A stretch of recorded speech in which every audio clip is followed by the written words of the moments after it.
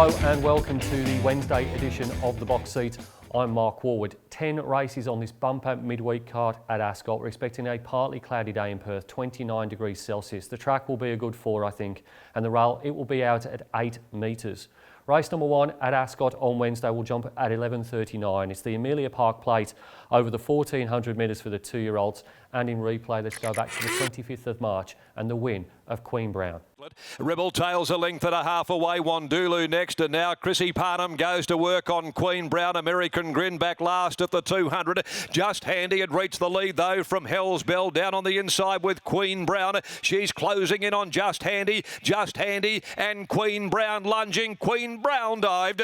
Nice win by Queen Brown in the replay race, and she did build on the promise of her debut second in that performance. Her late sectionals in both of her races have suggested she'll certainly appreciate stepping up in trip. That was over 1100 the replay. Debut was over 12. This is the 14. I think she's going to be mighty hard to beat with Chris Parnham sticking with her. Goes on top from number 4, No Surrender, who debuted in the listed Perth Stakes and didn't disgrace himself either, finishing 4 and a bit lengths behind Gemma Sun, the Karrakatta Plate favourite. Number 3 is ATI and has clashed against Mombasa, who's in this race 3 times already in their short careers and has won all 3 of those. I do think the form is a little bit below that of Queen Brown, however. And then number 5, the aforementioned Mombasa, has been beaten further by Queen Brown than ATM when they have met.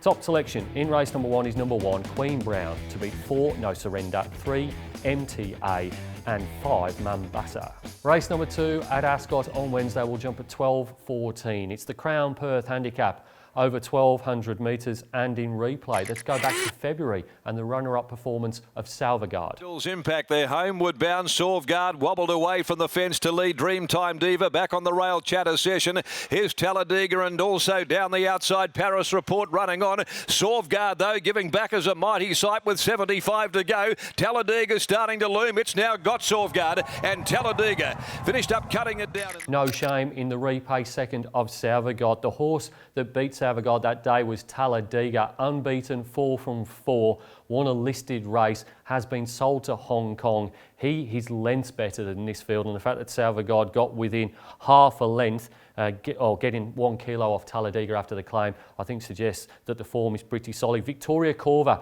the Harvey Racing apprentice, claims here. She can claim 4 down to 56, probably be on speed as well, and that's always a good sign for an apprentice over the 1200 metres. Goes on top from number 2, Baby Blues, who was very short price to win on Bunbury Cup Day at the Bunbury Turf Club. Won at $1.60, drifted from about $1.40, only won by the narrowest of margins, goes in for second here. Number 6 is Shapeshifter. Now this horse blundered and dislodged Harry Grace when a favourite down at Albany in December. Brad Parnham rides here for Lindsay Smith, first up off 110 days without that trial. And then number 3, Palava, who went close to breaking his maiden at Pinjarra 2 weeks ago, races in the McCullough colours with the earmuffs on before the race for the first time.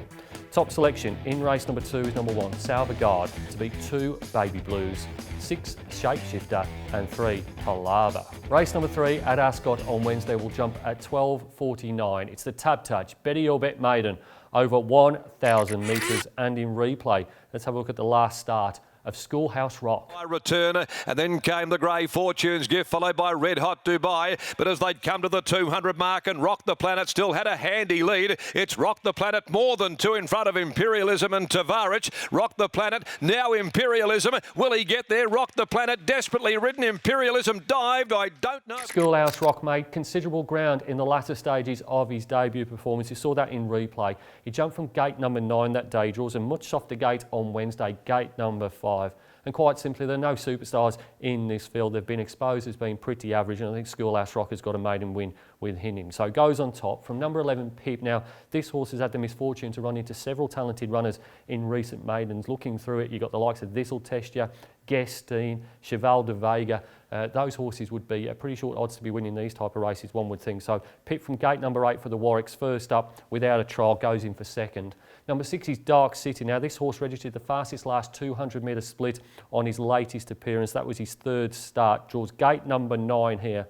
That run was at Bunbury behind Lording. I think there'll be a fair bit of speed in this race. Expecting Dark City to get the opportunity to run on late. And then number 3, Jake Star, a maiden. Yet to miss the top 3, however, and William Pike rides for Holly Lock. Looking forward to seeing Holly on track and maybe she'll be doing the pretend binoculars again as she did on Saturday. Top selection in race number 3 is number 2, Schoolhouse Rock, to beat 11 Pip, 6 Dark City and 3 Jake Star. Race number 4 at Ascot on Wednesday will jump at 1:24. It's the Magic Millions Maiden over 1100 metres for the 2-year-olds. And in replay, let's have a look at the last start of Smashing. Into the straight though, Smashing led the way. Here comes Dom to Shoot. Dom to Shoot around the leader's heels, and a further 2-length Champagne Diva time scale. Queen Brown Mombasa run on. Dom to Shoot with 150 left to travel led the way. Queen Brown has run to second. It's Dom to Shoot, and down the outside Queen Brown coming. Dom to Shoot's in front. Dom to Shoot fell in from Queen. Smashing has her 3rd run on Wednesday. She's the full sister of Lord Help Me Run, of course, the Size Produce winner who's been running really well in town in recent weeks.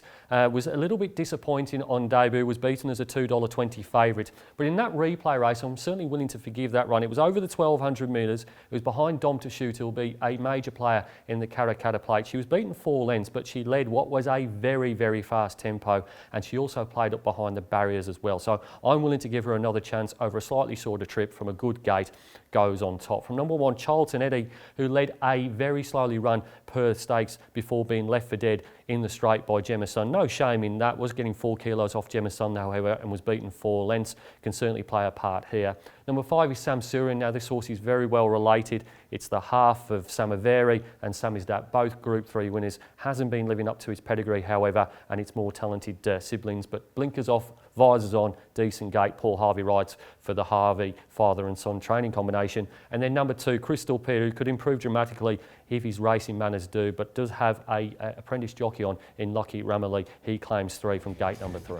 Top selection in race number 4 is number 7, Smashing, to beat 1, Charlton Eddie, 5, Samsurian and 2, Crystal Peer. Race number 5 at Ascot on Wednesday will jump at 1:59. It's the Devil's Lair handicap over 1100 metres, and in replay, let's have a look at the first up performance of Point Taken. On by Excellent Dream, had shortly afterwards gone to the lead. A length and a half to London Miss. Oreo is getting a split between horses. Western Eyes cutting back to the inside. Further back, Simonelli, and Pike is starting to scythe his way through the middle of the field with Son of a God. Excellent Dream, here's Son of a God though. Son of a God is bursting through with Western Eyes closer to the rail, but the favourite's too good. And Son of a God... Wasn't expecting too much from Point Taken first up. They put the bar plates on the front. The horse went round at 20 to 1. Was only beaten 2 3/4 lengths by Son of a God, who absolutely bolted in at Pinjarra on Monday. The horse was fractious in the gates as well, so there's plenty of excuses, but the run I thought was pretty good. She's a second up winner, and I think stepping up to 1100 metres suits here. Chloe Azzopardi keeps the ride. Gate number 9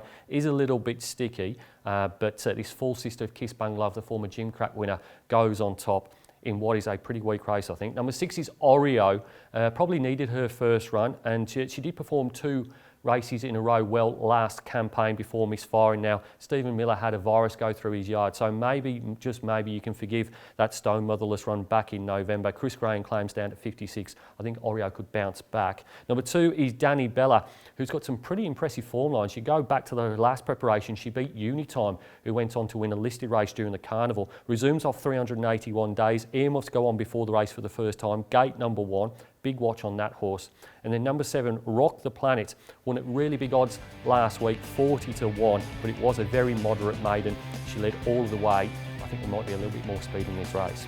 Top selection in race number 5 is number 4, Point Taken, to beat 6 Oreo, 2 Danny Bella and 7 Rock the Planet.